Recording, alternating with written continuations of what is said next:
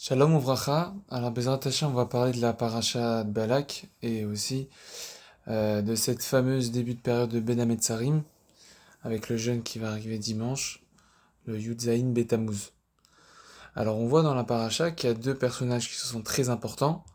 Donc, il y a Balak et Bilham. Balak, on va dire que c'est un gouverneur. Bilham, c'est un prophète. Mais c'est pas un prophète qui est pour nous, c'est le prophète des Goïm. J'ai mis ce titre tout simplement en l'appelant hacker son cerveau, hacker la Torah. Donc c'est un terme un peu bizarre, un jeu de mots avec hacker et hacker. On va essayer de comprendre pourquoi j'ai voulu résumer ce Dvar Torah en 4 mots. Hacker, donc c'est un terme anglais, tout le monde sait, qui correspond à comprendre un système, trouver une faille, et d'utiliser cette faille à sa guise et à son avantage, mais surtout, et surtout, d'aller contre le système. Aujourd'hui, on est tous dans un système qui est très simple, je dois faire de l'argent pour pouvoir kiffer et pour pouvoir montrer que je suis riche. Voilà, le système actuel, c'est beaucoup de montrer, m'as-tu vu, superficiel, et on va tout faire pour réussir à être le meilleur m'as-tu vu. M'as-tu vu avec, m'as-tu vu à Elat, m'as-tu vu avec ma Rolex, m'as-tu vu avec ma belle voiture, m'as-tu vu avec ma moto. Et toute la journée, et tous nos buts, c'est ça. Le système, c'est de montrer qu'on est au top. Mais à l'intérieur, c'est une catastrophe. C'est pas construit, pnimi. À l'intérieur, c'est pas construit, donc la personne stresse toujours. Avec la famille, ça va pas, parce qu'il n'y a pas un travail d'intérieur, donc entre nous, ça va pas. Avec la femme, ça va pas, on s'occupe pas des enfants, donc c'est une catastrophe. Actuellement, le système, c'est ça. Quand on vient, on dit hacker son cerveau, c'est hacker le système dans lequel nous vivons actuellement. Donc c'est-à-dire que je ne vais plus vivre pour du superficiel, mais je vais comprendre le système actuel et détourner ce système actuel pour que mon cerveau utilise le meilleur système, qui est évidemment la Torah qu'on va revenir tout de suite.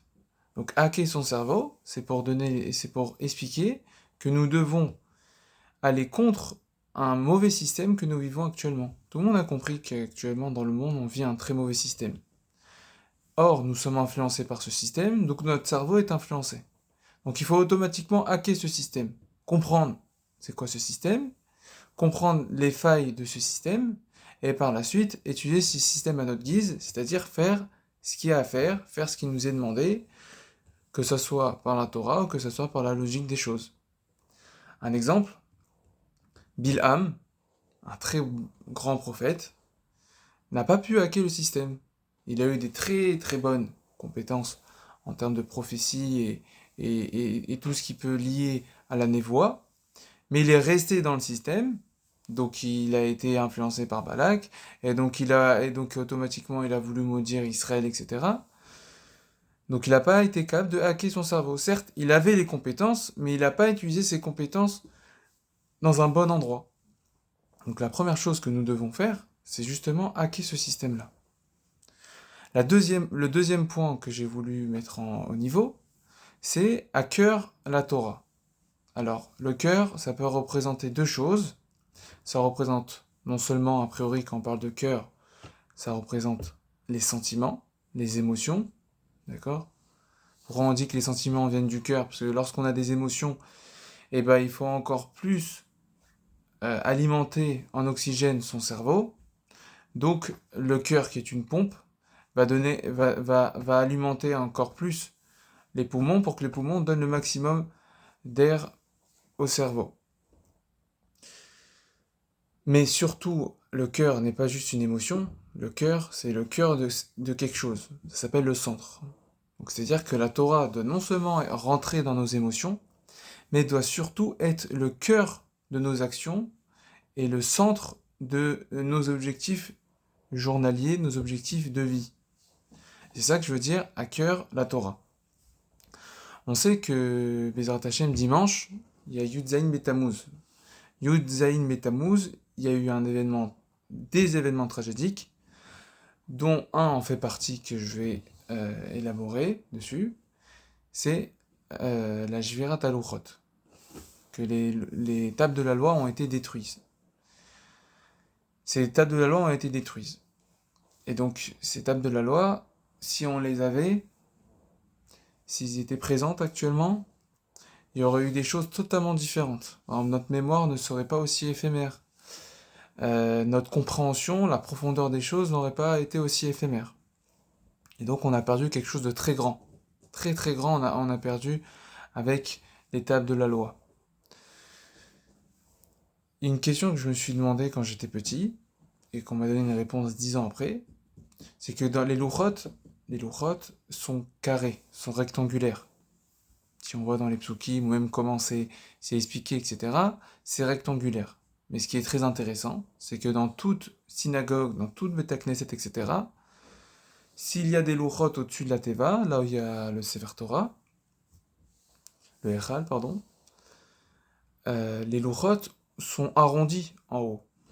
Donc c'est-à-dire qu'il y a les louchot comme ça, et ici ils sont arrondis. Mais normalement ils devraient être carrés, ou rectangulaires. Alors pourquoi ils sont pas rectangulaires? Normalement c'est rectangulaire, pourquoi ils sont en forme arrondie seulement en haut et pas en bas? Pourquoi les louchot ils sont comme ça? Alors je me suis dit peut-être que c'est lié au fait qu'on peut pas représenter des louchot, parce que c'est quelque chose de saint, comme on peut pas représenter le Beth Amikdash. Non, pas du tout. Il y a une raison très précise à ça que Rav Tapiro m'a expliqué et que ça va me suivre toute ma vie. C'est justement, c'est justement le fait que les louchot sont représentés par un cœur, parce que justement, les tables de la loi doivent être au cœur de nos actions. Les tables de la loi doivent être dans nos sentiments. Évidemment, le cœur qu'on parle ici, c'est pas les émotions. Si on doit parler d'émotions ici, c'est être capable de contrôler ces émotions. Mais les louchot, comme ils ont été cassés, et qu'on peut les oublier sur le fait qu'ils ont été cassés, même 2 fois, il faut avoir la capacité de se dire que les louchot, ça doit être les choses les plus importantes de notre vie. Pas seulement les 10 commandements qui sont marqués sur les tables de la loi, mais tout ce qu'il y a dans la Torah et tout ce que la Torah représente. Et c'est pour ça que dans une synagogue, on va le mettre dans une forme arrondie qui ressemble à un cœur. Donc évidemment, on va pas faire des louchot en cœur, on va faire le haut qui ressemble à un cœur. Et après, on continue avec les louchot. Pour nous rappeler que la Torah doit être le centre et le centre de notre vie.